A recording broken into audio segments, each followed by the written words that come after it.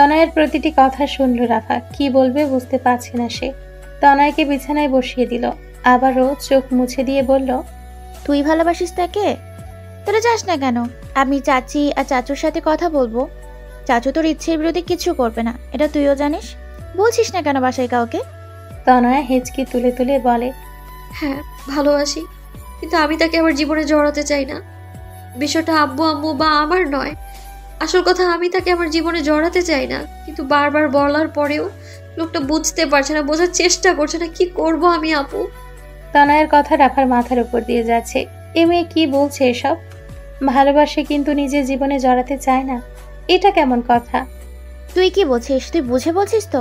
মানে তুই ভালোবাসিস আবার তাকে চাসও না, মানে কিছু বুঝতে পারছি না। তনয়া নিজেই নিজের চোখ মুছে নিল। আমি শুধু চাই সে ভালো থাকুক, আমাকে ছাড়াই ভালো থাকুক। সে আমাকে ভুলে যাক, আর কিচ্ছু জানি না আমি। রাফা হতভম্বের ন্যায় কিছু সময় তাকিয়ে থাকে তনয়ের মুখের দিকে। ছেলেটাকে এতক্ষণে তনয়ের কান্নার বেগ কমে গেছে, শুধু হেঁচকি তুলছে। রাফার প্রশ্ন শুনে তার দিকে তাকালো তনয়া। বলবে কি বলবে না এটাই ভাবছে। কিছু সময় চুপ থেকে অতঃপর বলে, আমি নাম বলতে পারবো না আপু, শুধু আমায় একটা হেল্প করো। কি হোক? তনয়া স্বাভাবিক হওয়ার চেষ্টা করে বলে, বিয়েটার বিষয়ে যেন কেউ না জানে, অর্থাৎ আমার আর শিহাব ভাইয়ের বিয়ের বিষয়ে। তুমি একটু ম্যানেজ করে দেবে প্লিজ। আমার বিয়ের কথা শুনলে নির্ঘাত লোকটা কিছু একটা করে বসবে। রাফা তনয়ের কাঁধে হাত রাখে, দীর্ঘশ্বাস ফেলে বলে, আমি জানি না কি এমন হয়েছে, তবে আমি দেখছি কি করা যায়। কান্নাকাটি করিস না। যাকে জীবনে জোড়াতে চাস না তাকে মন জুড়িয়ে লাভ কি? তনয়া মাথা নিচু করে বসে রইল। এইবার জবাব তার কাছে নেই। রাফা বেরিয়ে গেল রুম থেকে। তনয়া চোখ বন্ধ করে বসে রইল ঠায়। কি রে চুনি, আজকের খবর কি? তানহার কথায় তার প্রিয় বান্ধবী রিমু লেখা বাদ দিয়ে তার দিকে ঘুরে বসলো। নিজের নাক মুছতে মুছতে বলল, আর খবর, আজকে তেহরাব ভাই আর বের হয়নি বাড়ি থেকে। সকালে বাড়ি গিয়েছিলাম, বড় আম্মু বলল আজকে ইরা আপুকে দেখতে আসবে, আর ভাইয়ার নাকি জ্বর এসেছে আজকেই। কি একটা অবস্থা! ওদিকে কালকে বড় বাবাও স্ট্রোক করেছিল। এক নাগারে কথাগুলো বলে থামলো রিমু। মেয়েটা তেহরাবের চাচাতো বোন। তানহা কিছুটা চিন্তিত হলো তেহরাবের কথা শুনে। জ্বর এসেছে? ইস, ওষুধ খেয়েছে? তানহার কথা শুনে রিমু হেসে ওঠে। আহারে, কত দরদ! এতই যখন দরদ, তাহলে তুই গিয়েই বরং ওষুধ খাইয়ে দিয়ে আয়। তানহা মুখ ভেঙিয়ে বলে, সেই সুযোগ থাকলে এখানে বসে থাকতাম বুঝি, ওষুধের সাথে সাথে আরো কত কি খাইয়ে দিয়ে আসতাম। রিমু তানহার বাহুতে ধাক্কা দিয়ে বলে, মানুষ হইলি না শালি। তানহা ভাব নিয়ে বলে, ওই শালা বলিস কাকে? ভাবি বল ভাবি, তেহরাব ভাইয়ের বউ আমি। বলে দুজনে হেসে উঠে একসাথে। হাসি থামিয়ে রিমু বলে, আজ প্রাইভেটে আসলি না কেন? তানহা হাসি হাসি মুখ করে বলে, আরে আজকে আপুর বিয়ের পাকা কথা। কি জানি আম্মুর হঠাৎ কি হলো, আমাকে বললো আজ প্রাইভেটে যেতে হবে না। আমার তো ঈদ লেগে গিয়েছে। রিমু নিজেও হাসি হাসি মুখ করে বলে, তাহলে তো ভালোই হলো। আপুর বিয়ে কবে? দাওয়াত দিবি তো? হুম হুম। তানহা খাতায় অঙ্ক তুলতে তুলতে বলে, ডেট আছে ঠিক করবি শুনলাম, আর কাউকে না দিলেও তোকে তো দেবেই। যতই হোক আমার ননদিনী বলে কথা। দুপ্রহরের কড়া রোদ শরীরে কাটার মতো বিচ্ছে। বিরক্তি নিয়ে চোখ খুলল তেহরাব। মাথা ভার হয়ে আছে, জ্বরের ঘোরে কিছু খেয়াল নেই তার। সকালে অবশ্য একবার উঠেছিল, ইরাকে সামনে পেয়ে বলেছিল ওষুধ দিয়ে যেতে, কিন্তু সেই মেয়ে আর আসেনি। দেওয়ালের ঘড়ির দিকে তাকিয়ে রীতিমতো অবাক হলো সে। 12টা বাজে। নিজের মাথায় দুবার চাটি মেরে বিছানা থেকে নামলো। জ্ঞান হওয়ার পর থেকে আজ পর্যন্ত এমন জ্বর বেঁধেছে বলে মনে নেই তেহরাবের। মাথা তুলে ওয়াশরুম পর্যন্ত যাওয়ার শক্তিটাও পাচ্ছে না। কোনো রকম চোখে মুখে পানি দিয়ে আবারও বিছানায় এসে বসলো। উচ্চ স্বরে শব্দ করে ডাকলো তার মাকে। আম্মু, আই মা, শোনো না বাল। তাসলিমা রান্না করছিল। মেহমানদের খাতিরদারিতে কোনো কমতি রাখতে চায় না সে। তাকে সাহায্য করছে ইরা। অবশ্য আজ আর তার মুখে বিরক্তি নেই, আছে হাসি। বিষয়টা নজরে পড়েছে তাসলিমা। মেয়ের মতিগতি বোঝা মুশকিল। ওদিকে তেহরাবের ডাক শুনে ইরাকে কাজ ধরিয়ে দিয়ে চলে আসলো উপরে। ছেলে মেয়ে দুটো তাকে শান্তিতে দুটো কাজও করতে দিবে না, ডাকাডাকি লেগেই থাকে। উঠছিস কেন? ঘুমা আরো। দুপুর বাজে 12টা, এখন উঠে মামা লাগিয়েছে। তাসলিমার কণ্ঠে স্পষ্ট বিরক্তি। তেহরাব চোখ ডলতে ডলতে বলে, জ্বর এসছে আমার, ওষুধ দাও, তাকাতে পারছি না। এর আগে বলেছিলাম সকালে, বালতায় কি মরছে নাকি? তেহরাবের কথা শুনে তাসলিমা হন্তদন্ত হয়ে তেহরাবের সামনে এসে দাঁড়ায়। মাথায় হাত দিতে আশ্চর্য হয়। শরীর তো অত্যাধিক গরম, তাসলিমা নিজে অস্থির হয়ে পড়ে। হায় আল্লাহ, শরীর তো পুড়ে যাচ্ছে। এই জ্বর বাঁধালি কোথা থেকে? আর ইরার বাচ্চা শয়তানটা আমাকে বলেইনি। তেহরাব চোখ মুখ কুঁচকে বিছানায় শুয়ে পড়ে। কমফোর্টারটা গায়ে জড়িয়ে বলে, বাধাই নেই, আমন্ত্রণ করে নিয়ে এসছে। আর ওটা ইরান নয়, তোমার বাচ্চা। তেহরাবের তেড়া কথায় তাসলিমার মেজাজ খারাপ হয়। বাজে কথা বন্ধ কর। সারাদিন টুটো করে ঘুরলে জ্বর তো হবেই। তেহরাব টিপ টিপ করে চোখ খুলে বলে। এখন তুমি কি ওষুধ দিবা? তাসলিমা দ্রুত খাবার ও নিজের ঘর থেকে ওষুধ এনে তেহরাবের সামনে বসে। ওঠ, কিছু মুখে দে, খালি পেটে ওষুধ খাওয়া যাবে না। তেহরাব চোখ বন্ধ করে শুয়ে আছে। মিনমিনে স্বরে বলে, খেতে ইচ্ছে করছে না, ওষুধ দাও। তাসলিমা জোর করে তেহরাবকে বসায়। কয়েক লোকমা ভাত খাইয়ে ওষুধ খাইয়ে দেয়। তেহরাব আবারও চট করে শুয়ে পড়ে। তাসলিমার বুকের ভেতরটা হাহাকার করছে। যে ছেলেটা সারা দিন টুটো করে ঘুরে বেড়ায়, সে ছেলে কেমন নিস্তেজ হয়ে পড়ে আছে। তুই ঘুমা, আমি দেখি রিমোর আব্বু বাড়ি আছে নাকি। আনোয়ারকে ডেকে নিয়ে আসি। তাসলিমা যেতে নিলে তেহরাব বলে ওঠে, দরকার নেই, এমনি ঠিক হয়ে যাব। তাসলিমা কি আর তেহরাবের কথা শুনবে? সে রিমোদের বাড়ি গিয়ে দেখলো আনোয়ার আজ হাসপাতালে যায়নি। আনোয়ার ভাই, তেহরাবটার অনেক জ্বর এসেছে, একটু দেখে যান না। তাসলিমার কথায় আনোয়ার থার্মোমিটার নিয়ে তাদের বাড়ি আসে। তেহরাবের ঘরে গিয়ে দেখে তেহরাব ঘুমিয়ে গেছে। আনোয়ার চেক করে দেখে জ্বর 103 ডিগ্রি। আরে ভাবি, তাহরবের তো অনেক জ্বর, আমাকে আগে বলবে তো। তাসলিমা অসহায় মুখ করে বলে, আমি জানতাম না, একটু আগে জানলাম। আনোয়ার উঠে দাঁড়ালো।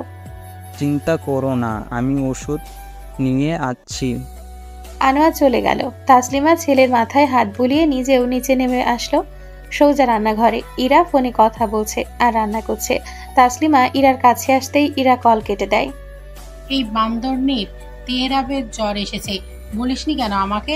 তোর কাছে তো ওষুধও চেয়েছিল, কোনো কাজ করতে পারিস না ঠিক মতো। মায়ের ঝাঁঝালো কণ্ঠে ইরা টনক নড়ে। সে সত্যিই ভুলে গিয়েছিল। সর্বনাশ। আরে আম্মু, আমি সত্যি ভুলে গিয়েছিলাম, দাঁড়াও এক্ষুনি ওষুধ দিয়ে আসছে। ইরা দৌড় দিতে নিলে তাসলিমা ধমক দেয়। যেতে না এখন আর, আমি দিয়ে এসেছি। এখন ঘরে গিয়ে গোসল করে রেডি হ, একটু পরে লোকজন চলে আসবে, দ্রুত যা। ইরা ঠোঁট উল্টায়। অতঃপর মাথা চুলকাতে চুলকাতে প্রস্থান করে। দুপুরের খাওয়া দাওয়া শেষে বিদায় নিয়েছে সালমা ও শিহাব। শিহাবের বাবাও এসেছিল। অতঃপর রাফার কথাই ঠিক হলো। সামনের শনিবারই বিয়ের ডেট ফিক্স করা হয়েছে। তাদের এগিয়ে দিতে রফিক শফিকও গিয়েছে। বাসায় এখন শুধু তনয়া আর তানিয়া। তনয়া পড়তে বসেছে। আপাতত সবকিছু থেকে মনকে বিরত রাখার জন্যই পড়ার দিকে মনোযোগ দেওয়া। তবুও কাজ হচ্ছে না। বারংবার মন পড়ছে তার। খট করে শব্দ কানে আসতেই ভাবনার জগৎ থেকে বের হয় তনয়া। পাশে তাকাতেই নিজের মাকে দেখতে পায়। তানিয়া তনয়ার ফোনটা এগিয়ে দেয় তনয়ার দিকে। শিহাব কল করলে কথা বলবি, অন্য কারোর সাথে কথা বলার জন্য দেয়নি। তনয়া চেয়ে থাকে কিছুক্ষণ ফোনের দিকে। অতঃপর তাকায় তার মায়ের দিকে। তানিয়া গম্ভীর মুখে বলে, কালকে রাতে কেউ একজন কল করেছিল, কথা বলেনি। কে এটা? নাম্বারটা দেখায় তানিয়া। তনয়া নাম্বারটা দেখে ঠিকই চিনতে পারে এটা তেহরাবের নাম্বার। নিজেকে স্বাভাবিক রেখে বলে, ফোনটা বরং তোমার কাছেই রাখো। আমাকে যেহেতু ভরসা করছো না, তাহলে ফোন কেন দিচ্ছ? কয়েকদিন পর তো বিয়ের পরেই না হয় শিহাব ভাইয়ের সাথে কথা বলবো। তানিয়া শব্দ করে ফোনটা টেবিলে রাখে। গম্ভীর কণ্ঠে প্রশ্ন করে, ছেলেটা কে তনয়া? তানিয়া কিছু বলে না, উল্টো মুখ ফিরিয়ে নেয়। তানিয়া তনয়াকে নিজের দিকে ঘোরায়। তেজি স্বরে বলে, আমি কিছু জিজ্ঞেস করেছি। তনয়ার কান্না পাচ্ছে, অনেক বেশি কান্না পাচ্ছে। না চাইতেও চোখ দিয়ে পানি পড়ছে। আমি বলেছি তো আমি শিহাব ভাইকে বিয়ে করবো, তাও কেন বারবার এসব জিজ্ঞেস করছো? তানিয়া দাঁতে দাঁত চেপে বলে, কারণ আমি জানতে চাই কোন ছেলের সাথে তুই প্রেম করতি, কোন ছেলের জন্য আমার মেয়ে আমাদের কথা না ভেবে সম্পর্কে চলে গেল। তনয়া উঠে দাঁড়ায়। শব্দ করে কেঁদে ওঠে সে। তোমাদের কথা ভাবি না আমি? তুমি নিজেই আমায় বিশ্বাস করছো না, নিজেই নিজের মতো ভেবে নিচ্ছ সবটা, আর কথা শোনাচ্ছ আমায়। বিশ্বাস? আচ্ছা, যা করলাম বিশ্বাস। এবার বল সত্যিটা কি? তনয়া ধপ করে মেঝেতে বসে পড়ে, কান্না মিশ্রিত কণ্ঠে বলে, আমি কোনো সম্পর্কে জড়াইনি, না আমি চাই আমার জীবনে কাউকে জড়াতে। তোমাদের কথা ভেবে আমি কোনো ছেলে বন্ধু পর্যন্ত বানাইনি। আর প্রেমিক ভাবলে কি করে? এই নূপুর, চিঠি, ফুল এসব মানুষ আমায় দিলে আমি কি করবো? এটাও কি আমার দোষ? তানিয়ার কোনো পরিবর্তন হলো না। ঠিক আছে, বিশ্বাস করলাম তোকে।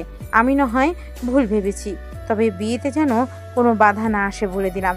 তাহলে আমার থেকে খারাপ আর কেউ হবে না। তানিয়া প্রস্থান করলো। এত কিছু বলার পরেও তার মা তাকে বিশ্বাস করলো না। এর থেকে তো ভালো হতো সত্যিই কারোর সাথে সম্পর্কে যাওয়া, অন্তত নিজের ভালোবাসাটা তো প্রকাশ করতে পারতো। দুজনে যেহেতু দুজনকে পছন্দ হয়ে গিয়েছে, তাহলে আর দেরি করে লাভ কি? রুমার কথায় স্মিত হাসে ইউসুফ। কালকেও মেয়েটা না করছিল, আর আজকেই রাজি হয়ে গেল। এমনিতে সাহিলকে সবারই পছন্দ হয়েছে, ওদের পরিবার সম্পর্কেও মোটামুটি ভালোই ধারণা পেয়েছে। হ্যাঁ, তাহলে দেখুন দিনকাল কবে ঠিক করা যায়। তাসলিমার কথায় সাহিলের বাবা মুচকি হেসে বলে, সপ্তাহখানেকের মাঝেই করে ফেলি, কি বলেন? শুভ কাজে দেরি কিসের? আমার একমাত্র মেয়েরা, একটু বড় করে অনুষ্ঠান করব। এত দ্রুত কি করে হবে? ইউসুফের কথায় সায় জানায় তাসলিমা। রুমা বলে, আহা বিয়ান, টাকা নষ্ট করে অনুষ্ঠান করে কি হবে বলুন তো? এর থেকে ভালো ওই টাকা দিয়ে মেয়েকে কিছু দিয়ে দিন। রুমার কথা শুনে তীক্ষ্ণ দৃষ্টিতে তাকায় মালিক, ইশারায় চুপ থাকতে বলে। রুমা চুপ হয়ে যায়। ইউসুফ হাসি হাসি মুখ করে বলে, তা তো দেবই। আমার মেয়েকে সাজিয়ে গুছিয়ে আপনাদের হাতে তুলে দেব। আসলে বিআই সাহেব, এইসব লোক দেখানো অনুষ্ঠান করা আমাদের পছন্দ নয়। আল্লাহকে সাক্ষী রেখে তার নাম নিয়ে ঘরোয়াভাবে নতুন সম্পর্ক সূচনা হোক, এটাই চাই। মালিকের কথা বেশ মনে ধরল ইউসুফের, সাথে তাসলিমারও। মুচকি হেসে সম্মতি জানালেন। তবে তাই হোক, আমরা কয়েকজন আত্মীয় স্বজনও আপনাদের কয়েকজন এসে বিয়েটা হয়ে যায়। তাহলে রেটটা? ইউসুফের কথা শেষ হতেই মালিক বলে, শুক্রবার শুভ দিন, এই দিনেই হোক। আপনি বলেন, সকালে বন্ধও আছে সেই দিন। আচ্ছা, তবে তাই। কথার মধ্যেখানে সাহিল আর ইরা নিচে নেমে আসে। কথাবার্তা শেষ হতেই সকলে বিদায় নেয়। তবে তাসলিমার কাছে সাহিলের মাকে সুবিধাজনক লাগে না। মহিলাটা একটু লোভী। অবশ্য তা নিয়ে তার কোনো মাথা ব্যথা নেই। তার মেয়ে ভালো থাকলেই হলো। এখন প্রায় সন্ধ্যা, সবকিছু গোছগাছ করছে তাসলিমা। ড্রয়িং রুমে বসে ইউসুফ টিভি দেখছে। তাসলিমা কাজ শেষ করে ইউসুফের পাশে বসলো। আনোয়ার ভাইকে বললাম ইরার পাকা কথার সময় থাকতে, তা তো কাজের জন্য থাকতেই পারলেন না। কাল বরং সবাইকে দুপুরে দাওয়াত দিও, তারপর বিয়ের বিষয়ে কথা বলিও। তাসলিমার কথায় মাথা নাড়ে ইউসুফ। অতঃপর জিজ্ঞেস করে, তেহরাব কেমন আছে এখন? জ্বর কমেছে? তাসলিমা দীর্ঘশ্বাস ফেলে। কমছে। আর কমতেই তোমার গুণধর ছেলে বাড়ি থেকে বেরিয়ে গিয়েছে।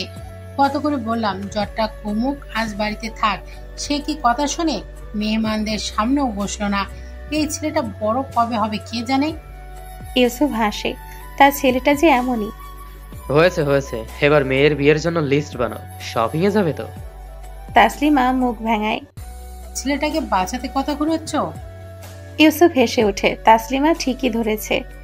মামা, কি অবস্থা? বাইকে হেলান দিয়ে 4টা সিগারেট ইতিমধ্যে শেষ করেছে তেহরাব। হাতে আরেকটা। নদীর পার, সাদা বালু মাটির উপর দাঁড়িয়ে সোনালী আকাশ দেখতে ব্যস্ত সে। এর মাঝে ফাহিম এসে উপস্থিত হয়। তেহরাব ফাহিমের দিকে তাকায়। এই তো চলছে। তোর?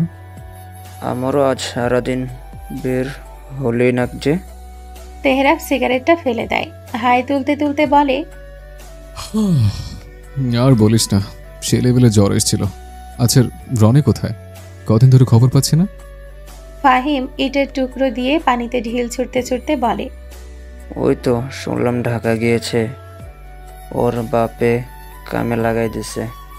তেহরাব কিঞ্চিত হাসে। তনয়াদের বাড়ির পাশে রনির বাসা। ওর থেকেই তনয়ার খবর নিত কম বেশি। তা এখন তো ওই ছেলেরই খবর নেই।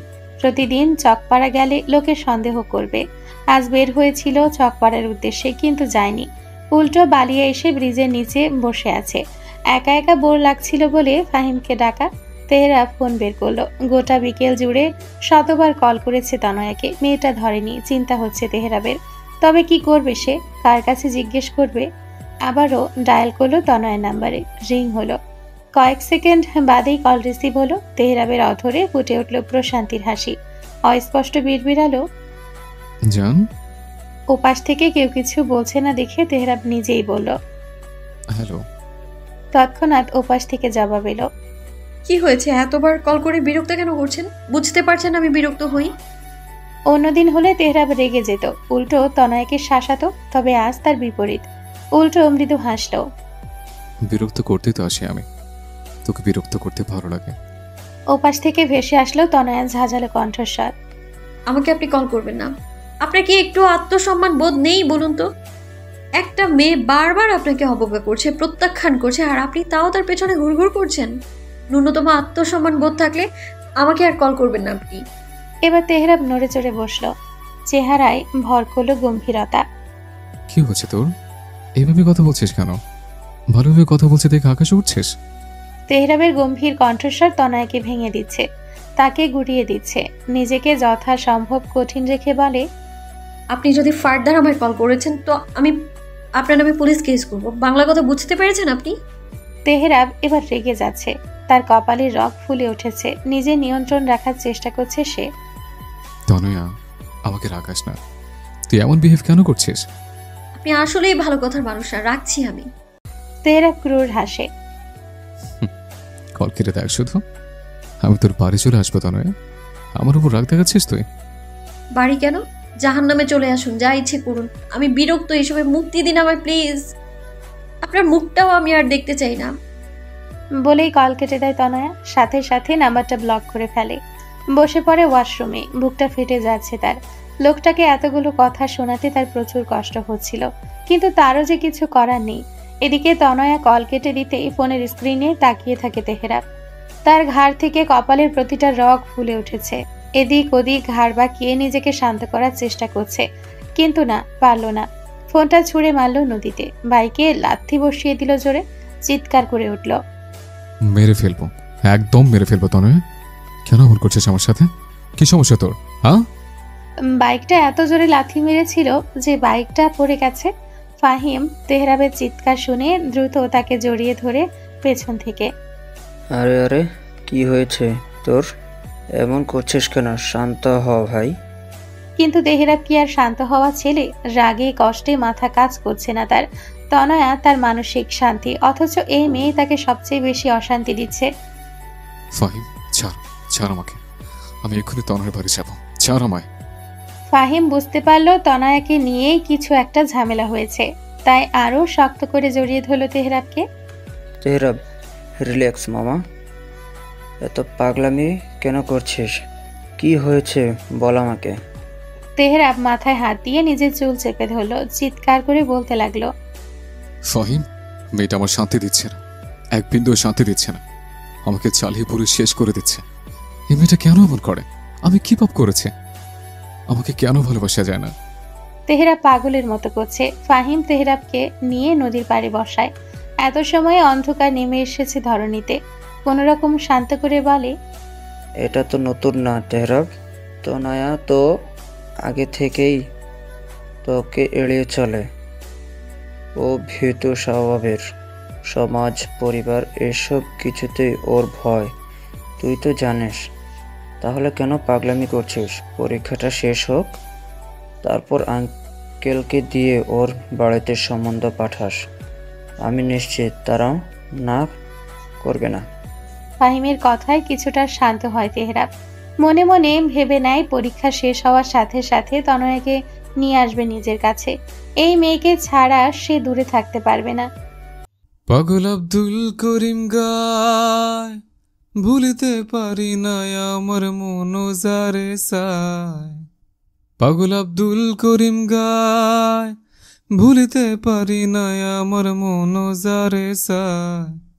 কলনাশা পীড়িতের নেশায় কলো মন গেছে, দেওয়ানা বানাইছে। কি জাদু করিয়া বন্দে মায়া লাগাইছে, কি জাদু করিয়া বন্দে মায়া লাগাইছে। বন্দে মায়া লাগাইছে, পিরিতি শিখাইছে। বন্দে মায়া লাগাইছে, পিরিতি শিখাইছে, দেওয়ানা বানাইছে, কি জাদু করিয়া বন্দে মায়া লাগাইছে। গান শেষ করে হাতের গিটারটা নিচে রাখলো। আবারও নতুন করে সিগারেট ধরালো তেহরাব। চারদিক নিস্তব্ধ অন্ধকারে ডুবে আছে। আকাশে অর্ধবৃত্ত চাঁদ। মধ্যরাত, ঘুম নেই চোখে। তাই তো গিটার নিয়ে বসেছে ছাদের এক কোণে, কিছুটা সময় নিজেকে দেওয়ার উদ্দেশ্যে। কিন্তু মন যে একা থাকতে চাইছে না। কাঁধে কারো স্পর্শ অনুভব করতেই অধর প্রসারিত হয় তেহরাবের। সে জানে এত রাতে কে আসতে পারে। ঘুমাওনি কেন? ডাক্তার রাত জাগতে মনে করেছে না? চেয়ার টেনে বসলো ইউসুফ। তাকালো আলোকিত চাঁদের দিকে। তুমি এখনো ঘুমাওনি কেন? তেহরাব কিঞ্চিত হাসে, সিগারেটে টান দিয়ে বলে, ঘুম আসছে না। ইউসুফ তীক্ষ্ণ দৃষ্টিতে তাকালো তেহরাবের দিকে। ছেলেটাকে সে চিনে, পড়তে পারে চোখের ভাষা। কি হয়েছে? জ্বর কি বেড়েছে? শরীর খারাপ লাগছে? তেহরাব চেয়ারে গা এলিয়ে বসে আছে। তাকালো বাবার মুখপানে, গম্ভীর শীতল কণ্ঠে বলল, শরীর খারাপ তো লাগছে না। তাহলে? তেহরাব হুট করে ইউসুফের কোলে মাথা রাখলো। ইউসুফ চমকালো। কিছু সময় লাগলো বিষয়টা বুঝতে। অতঃপর মাথায় হাত রাখলো। কি হয়েছে তেহু? তেহরাব নিশ্চুপ।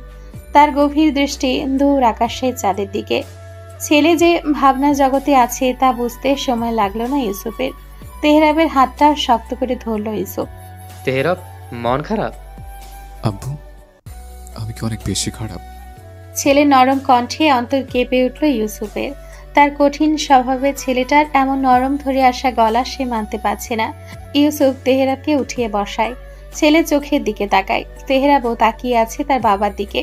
ইউসুফের বুকে চিলিক দিয়ে উঠল ছেলের আহীন দৃষ্টি দেখে। তেহরাব, বল কি হয়েছে? এমন লাগছে কেন তোকে? ইউসুফ তেহরাবের বাহু ধরে ঝাঁকায়। তেহরাব বলে, বলো না, আমি কি অনেক খারাপ? ইউসুফ মাথা নাড়ায়। তার ছেলেটা এমন করছে কেন? তুই খারাপ হতে যাবি কেন? কি হয়েছে বলতো? এমন কথা বলছিস কেন? তেহরাব চোখ বন্ধ করে নিজের চেয়ারে হেলান দেয়। তাহলে তনয় কেন আমাকে ভালোবাসে না বাবা? কি করেছে আমি? কি অন্যায় করেছে? শুধু ভালোই তো বেসেছে। মেয়েটা কেন আমায় ভালোবাসে না? তেহরাবের কণ্ঠস্বর কাঁপছে। বন্ধ চোখ জোড়া থেকে দুফোঁটা অশ্রু গড়িয়ে পড়ল। ইউসুফ সইতে পারছে না তার এই শক্ত, কঠিন, গম্ভীর ছেলেটা কাঁদছে। তাও একটা মেয়ের জন্য। ইউসুফ জড়িয়ে ধরল তেহরাবকে। তেহরাবও জড়িয়ে ধরল। আব্বু, কিছু করো না, কষ্ট হচ্ছে আমার। বুকের ভেতরটা কেমন করছে। আমি তনয়কে হারিয়ে ফেলবো না তো বাবা? ইউসুফ তেহরাবের পিঠে হাত রাখে। দীর্ঘশ্বাস ফেলে স্বাভাবিকভাবে বলে, তুই বেশি চিন্তা করছিস। কটা দিন অপেক্ষা কর বাবা, তনয়া তোরই হবে। আমি নিজে ওকে এবারের বউ করে আনবো। ও বলছে না বাবা, ও বলছে না, একটুও বলছে না। আমার যন্ত্রণা হয়, মরে যেতে ইচ্ছে করে, তাও তনয়া বোঝে না। তুমি তো জানো বাবা কতটা ভালোবাসি আমি ওকে। ও কেন বোঝে না? কি করলে বুঝবে ও? আমি কি করবো আব্বু? ইউসুফ কি বলবে বা কি করবে বুঝতে পারছে না। বড় করে শ্বাস নেয় সে। একটা মানুষ ভালোবাসার জন্য এতটা পাগলামি করে? এ ছেলে সত্যিই বাঁচবে না। বললাম তো তনয়া তোরই হবে, আমি আছি তো। তেহরাব ইউসুফকে ছেড়ে তার দিকে তাকায়। ইউসুফের হাত ধরে অসহায় মুখ করে বলে, সত্যি এনে দেবো তো? নাহলে কিন্তু মরে যাবো আমি, সত্যি মরে যাব। ছেলের কথাগুলো তার হৃদয়ে আঘাত করছে। ছোটবেলায় যেমন খেলনার জন্য বায়না ধরতো, ঠিক আজও বাচ্চাদের মতো বায়না ধরছে তার ছেলে। গলা শুকিয়ে আসছে তার। ঠোঁটে মৃদু হাসির রেখা ফুটিয়ে বলে, মরার কথা কেন বলিস বাবা? আমাদের কথা একবারও ভাবছিস না? তেহরাব জবাব দেয় না। দু হাতে মাথা চেপে বসে থাকে। আমি একটু একা থাকতে চাই বাবা। ইউসুফ আর কিছু বলে না। একাই থাকুক কিছু সময়, সে চলে যায়। তেহরাব তার ঘাড় অবধি চুলগুলো খামচে ধরে বসে থাকে। বিড়বিড় করে বলে, এই আকাশের নিচে আমি আর তুই একই পথে, সে গায়ে মারছে। তবু কেন মনে হচ্ছে তুই অনেক দূরে। তুই মিশে আছিস আমার রন্ধ্রে রন্ধ্রে, প্রতিটি অচেনা অনুভূতিতে। অথচ কেন মনে হচ্ছে আমি তোকে হারিয়ে ফেলছি। আমি কখনো আপনার ছিলাম না তেহরাব ভাই। আপনি নিজ মনে আমায় নিজের ভেবে গিয়েছেন। আপনার অনুভূতির গভীরতায় আমিও যে ডুবে গিয়েছিলাম। পাপ করে ফেলেছি আমি। আমি আপনাকে ডিজার্ভ করি না তেহরাব ভাই। আপনার জীবনে এমন কেউ আসুক যে আপনার জীবনটাকে সুন্দর করে সাজিয়ে তুলবে। খারাপ তো আমি। আমাকে মনে করে কেন কষ্ট পাবেন আপনি? আর 4টা দিন আমি অনেক দূরে চলে যাব। আপনার ভাগ্য থেকেও আপনার চাহাওয়ার থেকেও অনেক দূরে চলে যাব আমি। অনুভূতিগুলো ডায়েরি বন্দি করে রেখে দিল তনয়া। সে যে বন্দিনী এক পাখি, ওড়ার অধিকার আছে, তবে নিজাঙ্গি নাই। সীমা ছেড়ে যাওয়ার সাধ্য তার নেই, হবেও না কোনোদিন। ডায়েরিটা আলমারিতে রেখে আবারও ফিরে আসলো টেবিলে। জানালা খোলা, চাঁদের মৃদু আলো চোখে মুখে এসে পড়ছে তার। তাকালো অর্ধচন্দ্রের দিকে, হাসলো কিঞ্চিত। আপনাকে নিয়ে ঘর বাঁধার স্বপ্ন আমি কখনোই দেখিনি তেহরাব ভাই, তবে কেন আজ স্বপ্ন ভাঙার যন্ত্রণা হচ্ছে? দুনিয়া কত অদ্ভুত তাই না? যে যত বেশি ভালোবাসে দিন শেষে তারাই বেশি কষ্ট পায়। আমি তো বাঁচতে চাইনি, আমার তো কষ্ট পাওয়ার কথা না। হঠাৎ তনয়ার মনে হলো তার মন খুব করে তেহরাবকে দেখতে চাচ্ছে। কি আশ্চর্য! মনেরও বুঝি আর খেয়ে দিয়ে কাজ নেই, কি সব চেয়ে বসে। নিজেকে নিজে শাসালো তনয়া। এমন অবাধ্য হলে চলবে না। আজ হুট করে সে অনুভব করলো এতদিন যাকে অবহেলা করে এসেছে, আজ তার জন্যই তার মন পুড়ছে। কি আশ্চর্য এই পৃথিবী! পাশ থেকে মোবাইলটা হাতে নিল। আজ মাসখানেক বাদে নিজের ফেসবুক আইডিটা লগ ইন করলো। কেন করছে তা জানা নেই। মনের অজান্তেই সার্চ বারে এসে তেহরাব সরকার আইডিটা সার্চ দিল, কিন্তু কই, আইডি তো নেই। মনটা বিষণ্ণতায় ছেয়ে গেল। অতঃপর ফোনটা রেখে দিল আগের জায়গায়। চোখ বেয়ে পড়া অশ্রু ধরে আসা কণ্ঠে নিজেকে নিজেই ধমকালো। এত অধপতন হয়েছে তোর তনয়া, এত বেহায়া কেন তুই? 2 দিন পর তোর বিয়ে আর তুই কিনা, ছি ছি ছি। ভোরের আলো ফোটার সাথে সাথে পাখিদের ঘর ছাড়া তারা লাগে। খুঁজতে বের হয় খাবার। এদিকে প্রাইভেটে বসে থাকতেও বোর লাগছে তানহার। ঘুমে চোখ বারবার বন্ধ হয়ে আসছে তার। আর রিমু বারবার খোঁচা মেরে ঘুম ভাঙিয়ে দিচ্ছে। বিরক্ত হয় তানহা। এত পড়াশোনা তো তার ভালোই লাগে না। নেহাতি উপায় নেই। প্রাইভেট ছুটি দিতেই হাঁপ ছেড়ে বাঁচে তানহা। রিমুর সাথে বেরিয়ে আসে স্যারের বাসা থেকে। আজকে তো তোকে একাই ক্লাস করতে হবে। রিমুর কথায় তানহা ভ্রু কুঁচকায়। একা কেন? তুই আছিস তো। আছি, তবে টিফিন পর্যন্ত। টিফিনে চলে যাব। তানহা গাল পোলায়। যাবি কেন? রিমু হাসি হাসি মুখ করে বলে, আরে কালকে বললাম না ইরা আপুকে দেখতে আসবে। দুজনে দুজনকে পছন্দ হয়েছে, বিয়েও ঠিক হয়ে গিয়েছে। তানহা মুখ ভাঙায়। কি ভাগ্য আমার, ননদের বিয়েটাও খেতে পারবো না। রিমু হেসে ওঠে। বিয়ের নাই খবর, আবার ননদ। হবে হবে, অবশ্যই হবে, কিন্তু আজ কেন বাড়ি চলে যাবি সেটা বল। রিমু মাথা নেড়ে বলে, শুক্রবারে আপুর বিয়ে, তাই প্ল্যান করবে। আজকে বড় আম্মুর বাসে দাওয়াত আমাদের। আমি তো একটু পর পর যাই, তাই আগে থেকেই সব জানি। তানহা দাঁড়িয়ে পড়ে। রিমুর সামনে গিয়ে দাঁড়ায়। আমার আপুর তো শনিবারে বিয়ে, তাহলে তুই যাবি কি করে? রিমু তবদা খেয়ে তাকিয়ে থাকে তানহার দিকে। শালি, ভাল লাগে না। এখন কি হবে? কত শখ ছিল তনয়া আপুর বিয়ে খাবো। দেখ। তানহা রিমুর মাথায় গাঁটটা মেরে বলে, সমস্যা নেই, শুক্রবারে ইরা আপুরটা খেয়ে শনিবার চলে আসবি, তাই তো হয়। এমনিতেও আপুর বিয়েতে তেমন অনুষ্ঠান করবে না। আমার ওই যে চাচাতো বোন আছে না, রাফা, ওর বিয়ে আবার প্রত্যয় ভাই মানে ফুপুর বড় ছেলের সাথে, আপুর আবার ছোটটার সাথে। রিমু হাসতে হাসতে বলে, এত প্যাচ কেন ভাই? মাথা গুলিয়ে যাচ্ছে। তানহা রিমুর হাত ধরে স্কুলের গেটের দিকে দৌড় দেয়। তাড়াতাড়ি চল, গেট বন্ধ করে দেবে। ভাইয়া, ও ভাইয়া ওঠ না। ইরা বারবার কুশন দিয়ে তেহরাবকে বাড়ি দিচ্ছে, কিন্তু তেহরাবের হেলদোল নেই। গভীর ঘুমে মগ্ন সে। ঘুমোবেই বা না কেন? চোখ জোড়া বন্ধই করেছে ভোরের দিকে, কিন্তু শান্তি আর কই পাচ্ছে। ভাইয়া, যা এখান থেকে পাল্টা। মন চাইতেছে একটা থাপ্পড় মেরে কাঁচা গরম করে ফেলাই। চিল্লা লাগাইছিস কেন? তেহরাবের রাগী কণ্ঠে ধমক খেয়ে দাঁত কেলিয়ে হাসে ইরা। এসব ধমক তার গায়ে লাগে না। তেহরাবের হাত ধরে টানতে টানতে বলে, আমি মার্কেটে যাব, নিয়ে চল আমাকে, উঠ তাড়াতাড়ি। টানাটানিতে মেজাজ বিগড়ায় তেহরাবের। এমনি কাঁচা ঘুম ভাঙিয়ে ঘ্যান ঘ্যান শুরু করেছে। বালিশ ছুড়ে মারে ইরার দিকে। বের হবাল, চাইতিস না। দূর বাল, চল না, দরকার আছে।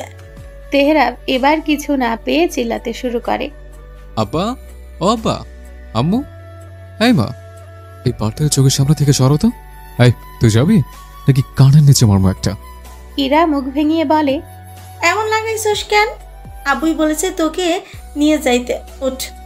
তেহরাব না পেরে বিছানায় ধপ করে শুয়ে পড়ে, চোখ মুখ ঢেকে। ইরা এক টানে সরিয়ে দেয়। ভাইয়া উঠ না বাল প্লিজ। তেহরাব চোখ মুখ খিচে কিছু সময় তাকিয়ে থাকে ইরার মুখের দিকে, অতঃপর কিছু একটা ভেবে বলে, যা রেডি হ, ফ্রেশ আসছি আমি। ইরাকে আর পাইকে দৌড়ে চলে যায় নিজের রুমে। তেহরাব হাসে। দেখতে দেখতে ছোট্ট ইরা বড় হয়ে গিয়েছে। কদিন পর বিয়ে।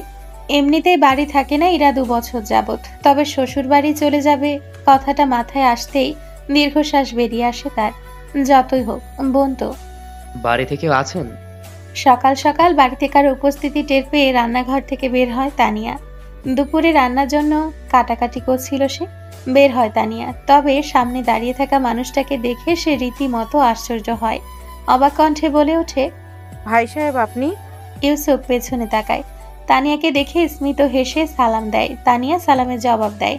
সে তো এখনো বুঝতে পারছে না মেম্বার সাহেব তাদের বাড়িতে কি করছে।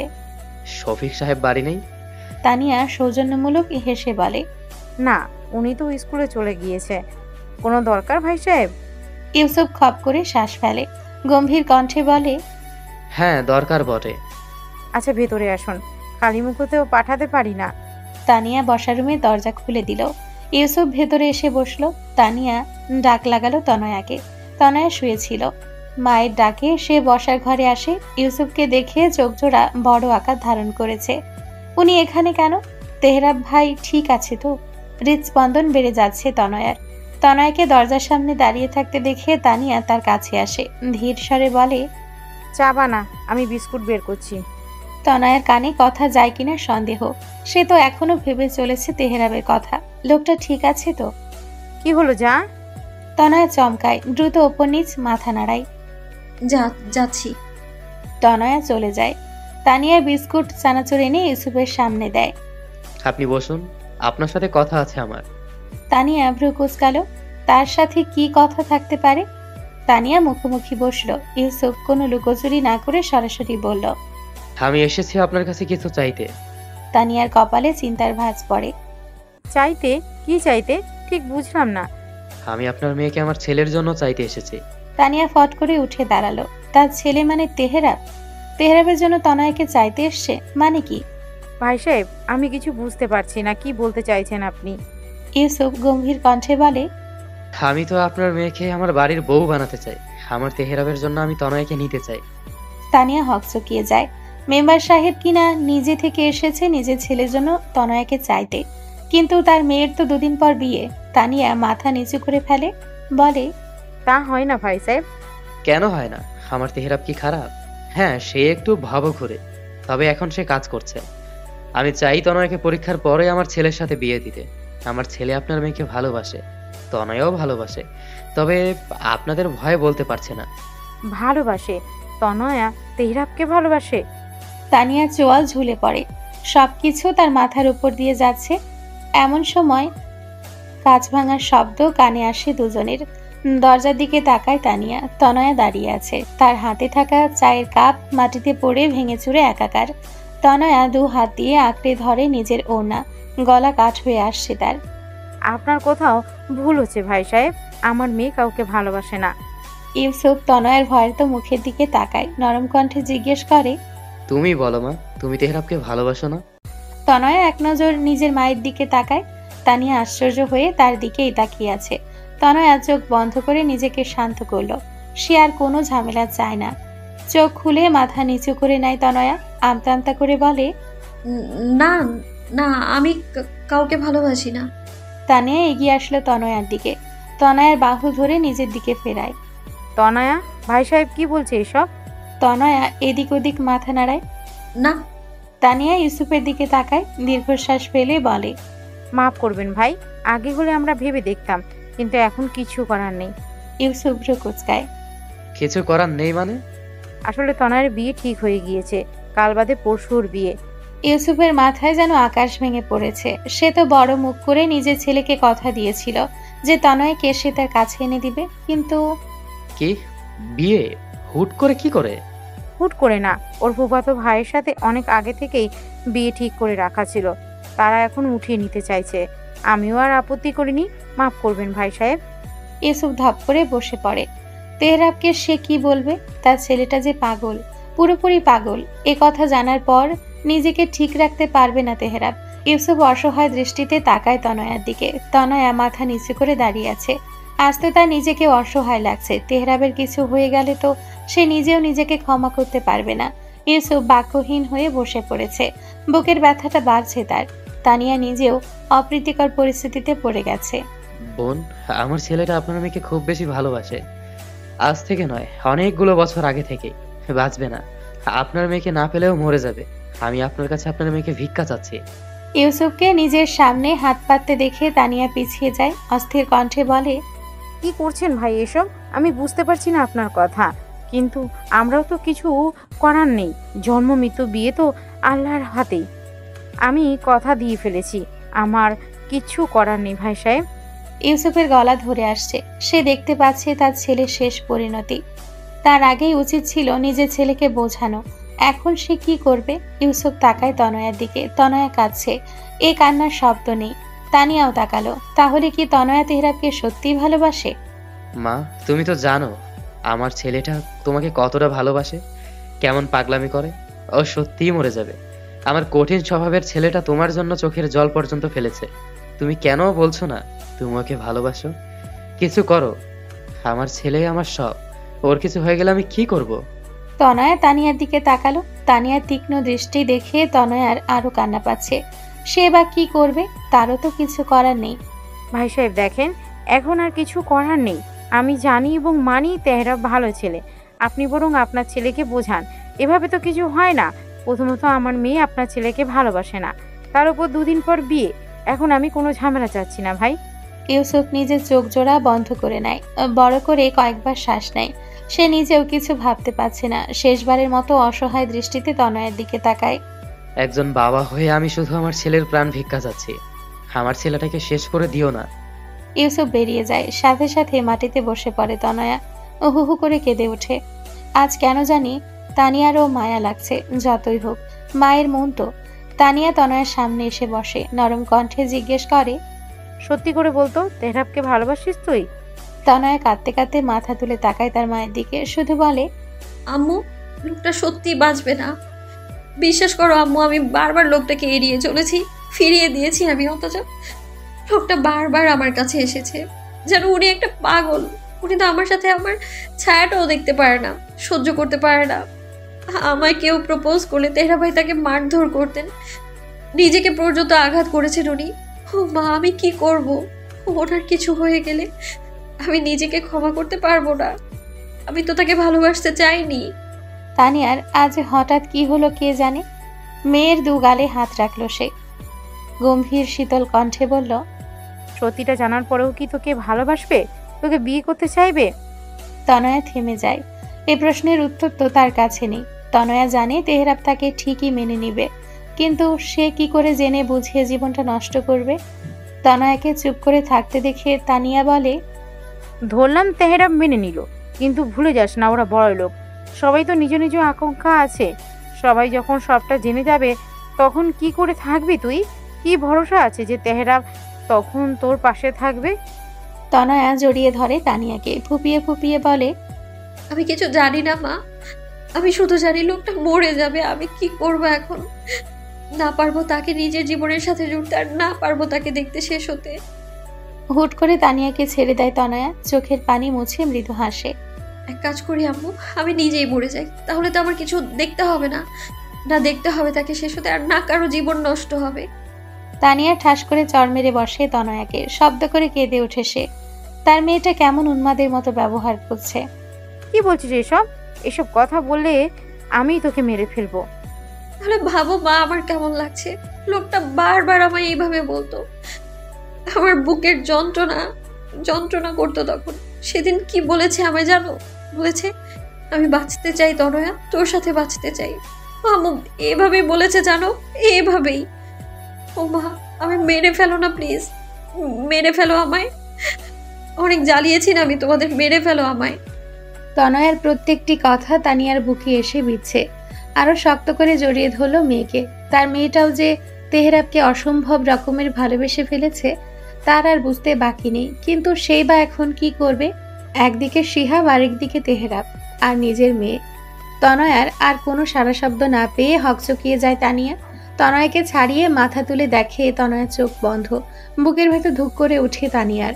মেয়েটার জ্ঞান হারিয়েছে। গালে হাত রেখে ডাকতে থাকে, তনয়া, এই তনয়া, উঠ মা। কি হলো তোর তনয়া? না, কোনো সারা শব্দ নেই। ভয়ে হাত পা অবশ হয়ে আসছে তানিয়ার। বাড়িতেও লোক নেই, কি করবে এখন? টুকটাক শপিং শেষে বাড়ি ফিরে তেহরাব আর ইরা। বাড়িতে ঢুকতেই দেখে রিমু আর ওর বাবা ড্রয়িং রুমে বসে আছে, সাথে ইউসুফ। তাসলিমা আর রিমুর মা রনু রান্নাঘরে।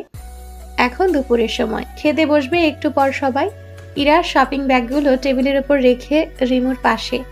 কিরে চুন্নি, এত খুশি কেন? খুশি হব না আবার? তোমার বিয়ে বলে কথা। ইরা হাসতে হাসতে বলে, পরে সিরিয়াল কিন্তু তোর। ওদের কথায় নাক গলিয়ে তেহরাব বলে, না না, পরে সিরিয়াল আমার। তেহরাব এসে ইউসুফের পাশে বসে। বাবাকে এমন থমথমে মুখ করে বসে থাকতে দেখে তেহরাব খোঁচা মেরে বলে, কি হয়েছে? হ্যাঁ, বউয়ের কেলানে গেছো নাকি? ইউসুফ এক নজর তেহরাবের দিকে তাকায়। ছেলেটা আজ হাসি খুশি। এই পাগল ছেলেকে কি করে বলবে সে সবটা? চিন্তায় চিন্তায় তারও বুকের ব্যথাটা বেড়ে গেছে। এই, আমার আবার কি হইলো? এমন ভালো লাগার মতো মুখ করে বসে আছো কেন? ইউসুফ জোরপূর্বক হাসলো। সে এখন চাইছে না তার ছেলের হাসি মুখটা নষ্ট করতে। এমনি শরীরটা ভালো লাগছে না। ওষুধ খেয়েছো? হুম। আমি কিন্তু আগেই বলে দিলাম, আমার বিয়ের শপিং আমি সেনা শপিং মল থেকে করব।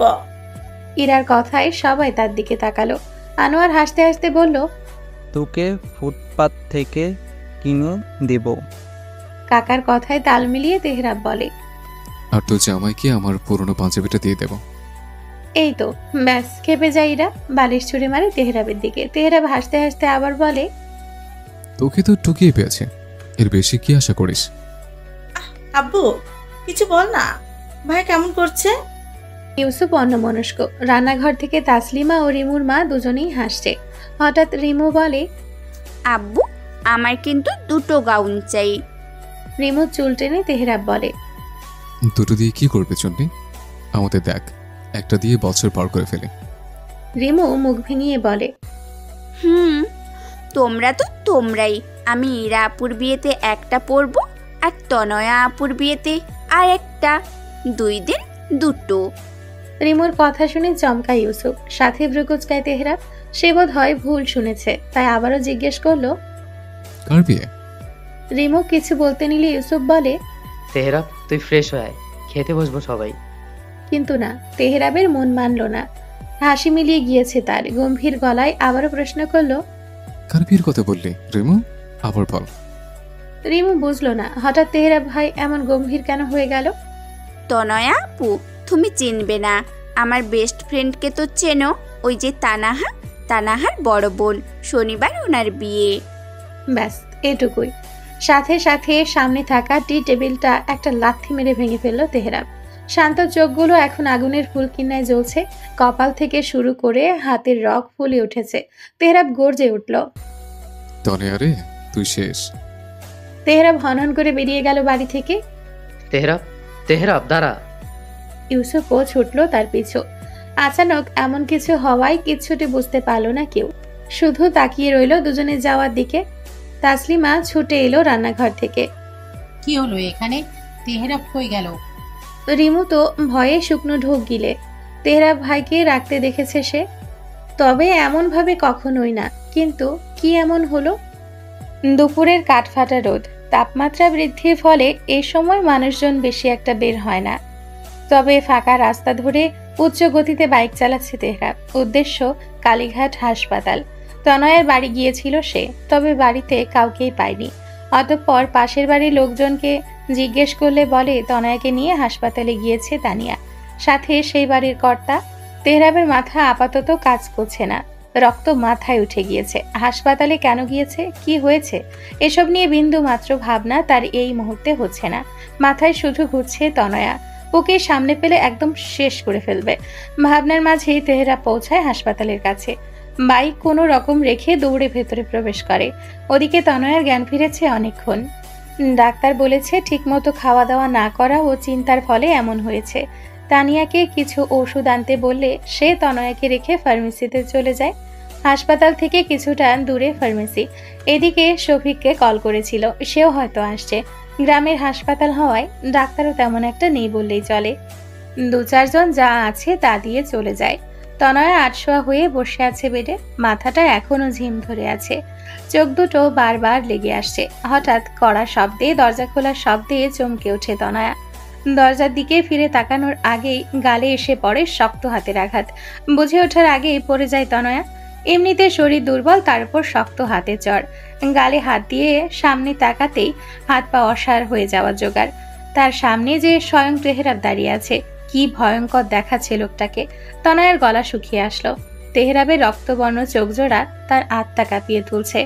তনয়াকে কিছু বলার সুযোগ দিল না তেহরাব, বাহু ধরে টেনে সোজা করে বসালো, শক্ত করে চেপে ধরল তনয়ার গাল, যা এই মুহূর্তে লাল হয়ে ফুলে উঠেছে তেহরাবের হাতের আঘাতে।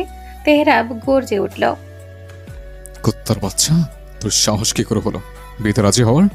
কি ভেবেছিস কিচ্ছু জানতে পারবো না আমি? এই তেহরাব সরকারকে তোর বলদ মনে হয়? তনয়ার ব্যথা লাগছে, ডুকরে কেঁদে উঠল সে। আমতা আমতা করে বলল, লাগছে লাগছে আমার। তেহরাব ছাড়ে না, উল্টো আরো শক্ত করে জড়িয়ে ধরে বলে, তোর জন্য আমি শান্তিতে ঘুমাতে পারি না, আর তুই এখানে বিয়ে করতে চাচ্ছিস? কাকে বিয়ে করতে চেয়েছিলে? হ্যাঁ বল বল, কাকে? তনয়া এবার আরো শব্দ করে কেঁদে ওঠে। তেহরাব ছেড়ে দেয় তনয়াকে। বেডের সাথে টেবিলে কাচের গ্লাস ছিল, ফেলে দিল সেটা। নিজেকে নিয়ন্ত্রণ করতে পারছে না কিছুতেই, না পেরে দেওয়ালে এক নাগারে আঘাত করতে থাকলো। হাত ফেটে রক্ত ঝরছে। তনয়া ভয়ে হাত পা কাঁপছে। তেহরাব এবার বসে পড়ল নিচে। তনয়া স্পষ্ট দেখতে পেল তেহরাবের চোখের কোণায় জমা হওয়া অশ্রুবিন্দু। কুত্তার মতো তোর পিছু পিছু করেছি, তোকে ভালোবেসেছি, কি না করেছি আমি? তুই কেন বুঝিস না তয়া? কি করলে বুঝবি? আমি কি পাপ করেছি বলতে পারবি? কেন আমাকে একা করে চলে যেতে চাইছিস? তনয়া অবাক নয়নে তাকিয়ে রইল তেহরাবের দিকে। ছেলেটা কাঁদছে, তার জন্য কাঁদছে। আমি বেঁচে থাকতে তো গণ্যকার হতে দিতে পারবো না, তোকে তো মরতে পারবো না। এক কাজ করি, আমি মরে যাই, তোর আর আমার জন্য বিরক্ত লাগবে না। যাকে ইচ্ছে বিয়ে করে নেবে, আমার আর পড়তে হবে না। বিশ্বাস কর জান, আমি ক্লান্ত। এই তেহরাব সরকার এসবে ক্লান্ত। তোকে আমি আর কি করে বোঝাবো বল না? বলতে বলতে নিচ থেকে কাচের টুকরো হাতে তুলে নেয় তেহরাব। নিজের হাতে আঘাত করতেই তনয়া বেড থেকে নেমে ছুটে আসে তেহরাবের কাছে। তেহরাবের হাত ধরে কাজটা ফেলার বৃথা চেষ্টা করে, কাঁদতে কাঁদতে বলে, কি করছেন এসব? কেন পাগলামো করছেন? তেহরাব তনয়াকে ধাক্কা দিয়ে সরিয়ে দেয়। পাগলামি? হ্যাঁ পাগলামি করছি, আরো করবো। তুই তো এটাই চাস আমি মরে যাই, তারপর তুই অন্য কাউকে বিয়ে করে সংসার করবি, তাই না? তাহলে আমি মরে যাই।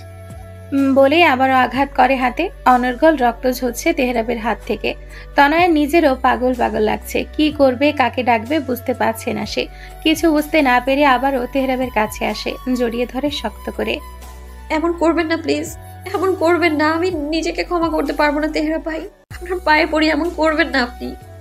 তেহরাব তনয়াকে আঁকড়ে ধরল।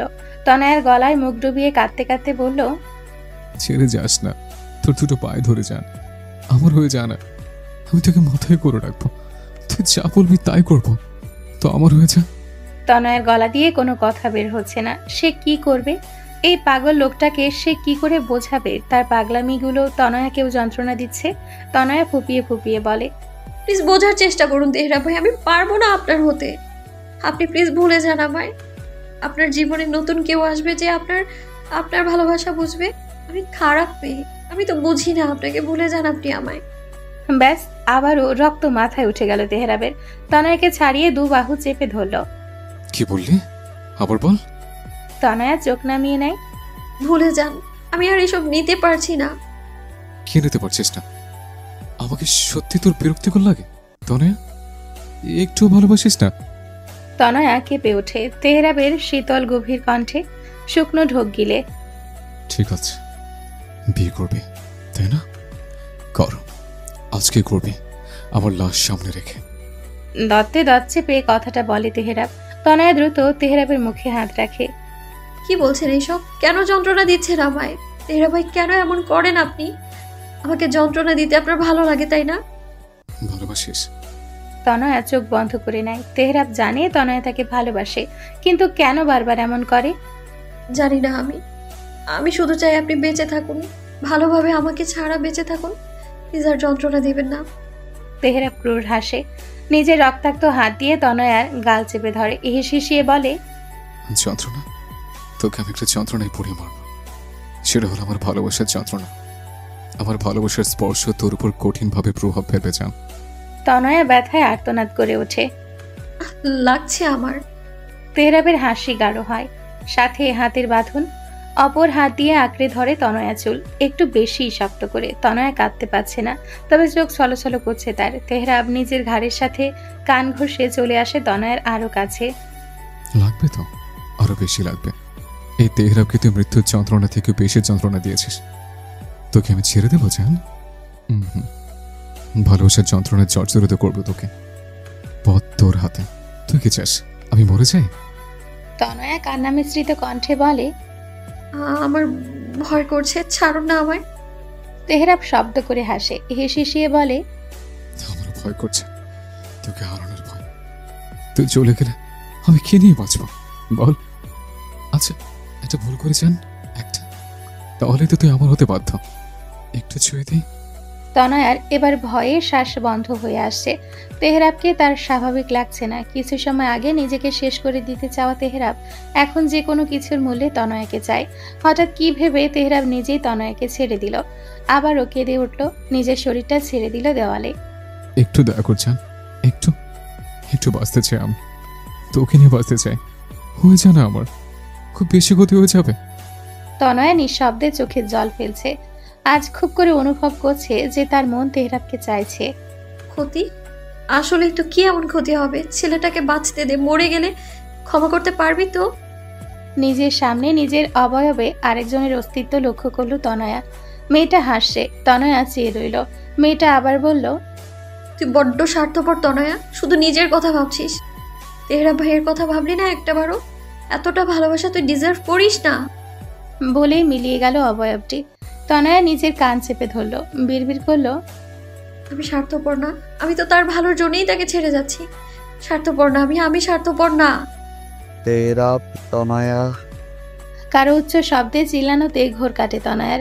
সামনে তাকাতে দেখে তেহরাব পড়ে আছে, লোকটা চোখ বন্ধ, হাত দিয়ে এখনো রক্ত ঝরছে। নিজের মুখ হাত দিয়ে চেপে ধরল তনয়া। দরজার দিকে তাকাতেই দেখলো নিজের বাবাকে। তনয়ার আশেপাশে সবকিছু ঘুরছে, সবকিছু অস্পষ্ট হয়ে আসছে। নিজেই ঠাস করে পড়ে গেল, বিড়বিড় করলো, আব্বু, লোকটাকে বাঁচাও আব্বু। চোখ জোড়া বন্ধ হওয়ার আগে শেষবারের মতো তেহরাবের শুভ্র মুখশ্রীটা দেখে নিল। কিছু বলতে চাইল, তবে পারল না, নিজেও জ্ঞান হারালো।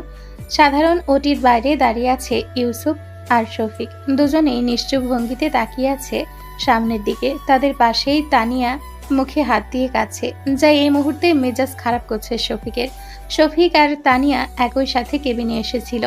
দুজনকে এভাবে রক্তাক্ত অবস্থায় দেখে সে অবাক হয়েছিল, কিছুই বুঝতে পারছিল না কি হয়েছে এখানে। ডাক্তারদের ডাকা হলে তারা অবাক। পরবর্তীতে তেহরাবকে নিয়ে দ্রুত ওটিতে চলে গেছে। পরে তানিয়া প্রথম থেকে সব বলে শফিককে। সেই থেকে শফিক তানিয়ার সাথে কথা বলছে না। সে কখনোই তার মেয়েদের ইচ্ছার বিরুদ্ধে কিছু করতে চায়নি।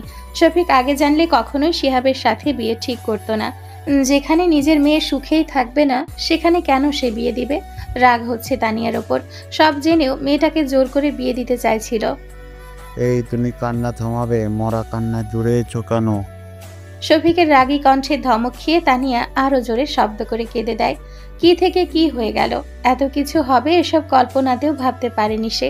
ওদিকে ইউসুফ একটাও কথা বলছে না, গম্ভীর মুখে দাঁড়িয়ে আছে। শফিক তার পাশে দাঁড়ালো। ক্ষমা করবেন ভাই, আমি আগে জানলে আজ এমন কোনো পরিস্থিতি হতো না। আপনাদের উচিত ছিল আগেই আমাকে বলা, তাহলে আজ তেহরাব তার তনয়া কাউকে এমন পরিস্থিতিতে পড়তে হতো না। ইউসুফ দীর্ঘশ্বাস ফেলে, তার চেয়ে বুকটা ফেটে যাচ্ছে নিজের প্রাণপ্রিয় ছেলেটাকে এভাবে দেখে। শফিকই তাকে কল করেছিল, না হলে কোথায় কোথায় খুঁজতো সে। ইউসুফ বসলো, বুকটা ব্যথা করছে, কিন্তু এই মুহূর্তে তাকে অসুস্থ হলে চলবে না। চোখ বন্ধ করে বড় করে শ্বাস নেয়। আমার ছেলেটা যদি আপনার মেয়ের জন্য এতটা পাগল না হতো, তাহলে কোনো দিনও আমি আপনাদের কাছে আসতাম না। তবে আমি আমার ছেলেটাকে খুব বেশি ভালোবাসি। ও ওর কিছু হয়ে গেলে আমার আগে বলা উচিত ছিল, তবে এখনো সময় শেষ হয়নি।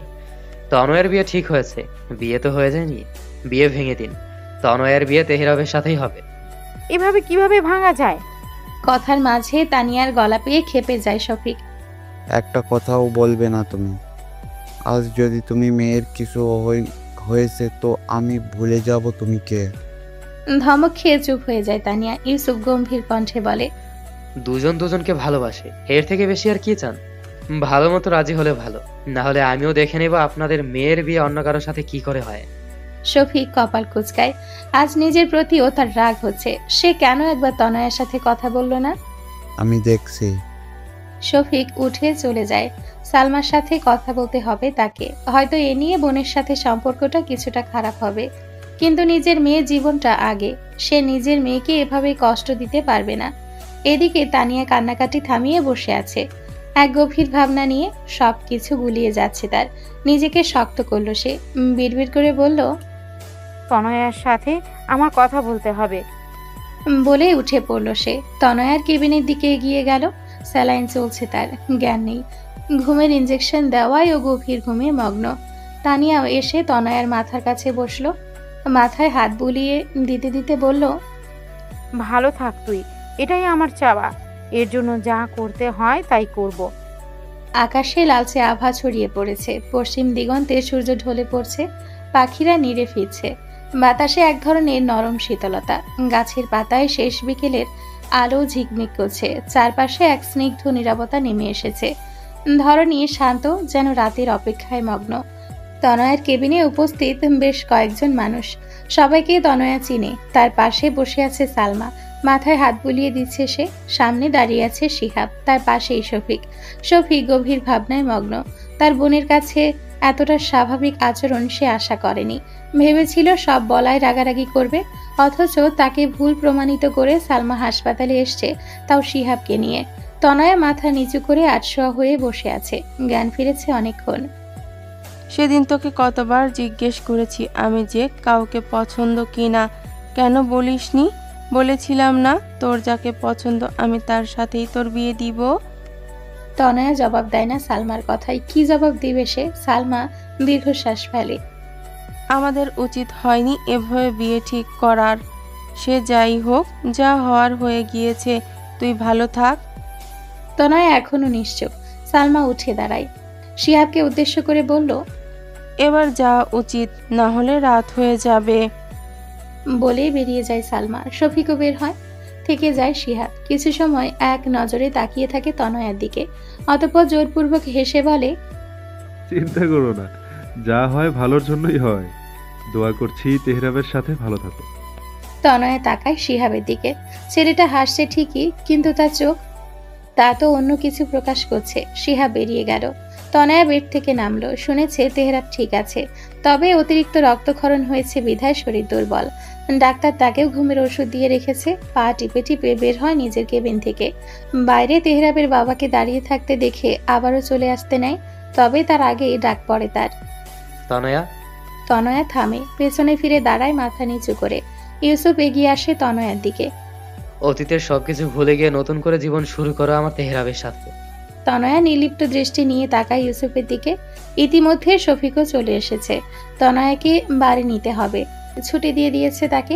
শফিক এসে তনয়ার পাশে দাঁড়ায়। ভাই তনয়াকে ছেড়ে দিয়েছে, ওকে বাড়ি নিয়ে যাই। তবে তেহরাবের জ্ঞান ফিরলে জানাবেন আমাকে। ইউসুফ মৃদু দীর্ঘশ্বাস ফেলে মাথা নাড়ে। সে তো এখনো বাড়িতে কাউকে কিছু বলেনি। আব্বু, আমি একবার একটু দেখা করবো ওনার সাথে। তনয়ার মিনমিনে কথায় শফিক তাকায় ইউসুফের দিকে। ইউসুফ বলে, ঠিক আছে যাও। তনয়া তাকায় শফিকের দিকে। শফিক চোখের ইশারায় যেতে বলে। তনয়া আর দাঁড়ায় না, ভেতরে প্রবেশ করে। তেহরাবের কাছে গিয়ে তার মাথার কাছে বসে। মাথায় হাত রেখে হাত বুলিয়ে দেয়। মানুষটাকে এভাবে দেখতে পাচ্ছে না সে। চোখ দিয়ে টপ টপ করে পানি পড়ছে। কান্না মিশ্রিত কণ্ঠে বলে, অনেক কষ্ট দিয়েছি তাই না? ক্ষমা করে দিয়ে না আমায়। ক্ষমা করতে পারবো না, সব সুদে আসলে ফেরত দেব। দিন রাত 24 ঘন্টা তো ঠোঁটের উপর বুলডোজার চালাবো। তেহরাবের গম্ভীর বিরক্তি মাখা কণ্ঠস্বর কানে আসতেই চট করে দাঁড়িয়ে পড়ে তনয়া। তেহরাবের চোখ বন্ধ। তার মানে এই লোকটা এত সময় জেগেই ছিল। তেহরাব চোখ খুলে তনয়ের দিকে তাকায়, রাগী লুক নিয়ে বলে, আজকে আমার কিছু হলে তোর খবর হতো তনয়া। তোর জন্য আমার কতগুলো রক্ত অপচয় হলো বলতো। তনয়া নিজের চোখের পানি মুছে তাকিয়ে থাকে তেহরাবের দিকে। তেহরাব হাতে স্যালাইন খুলে উঠে বসে, বাম হাত নাড়াতে পারছে না, প্রচুর ব্যথা হচ্ছে। তেহরাব তনয়ার সামনে এসে দাঁড়ালো, ডান হাত দিয়ে তনয়ার বাহু ধরে নিজের কাছে নিয়ে আসলো, বাঁকা হেসে বলল,